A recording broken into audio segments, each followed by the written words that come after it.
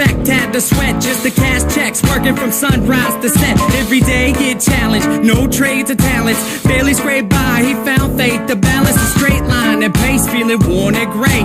Poor with 4 seeds, 1 more on the way. It was hard days indeed, all work and no play. He made sure things on the surface were okay, but something disturbing within his mind was lurking. A slight twilight breeze would ease in through the curtains at night. It's like the sermon of a twisted apparition was urging him to listen to the train in the distance. At first it wasn't intense, just one little instant. Sure, it didn't occur, he turned to resist it, as if it wasn't much more than just a figment of his imagination. But for days it was persistent, and it went, follow me, follow me, follow me, follow me. And it got louder, follow me, follow me, I have something to show you. With time, people noticed he was acting berserk. Granny got a call saying he was absent from work, and that was the first. She ran to the pastor at church to ask him what was up with this disastrous curse. But bad with the worst, he came back 3 days after. No money in his wallet and his shirt on backwards. Stumbling, walked awkward. He called out for his daughter right before he split. The last lesson he taught her was this: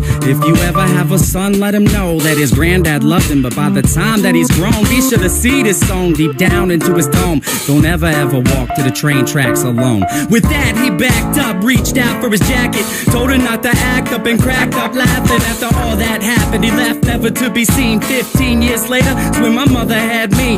Her dad lived a life people can't understand. Went from a family man to rambling man, a gambling man that burned both ends of the candle. Folded his hand in, it was too hot to handle. Sitting on the tracks, waiting for the night train, looking down the road, ain't never gonna go back. Listen for the whistle through the wind and rain. Now who's gonna ride the devil's train tonight?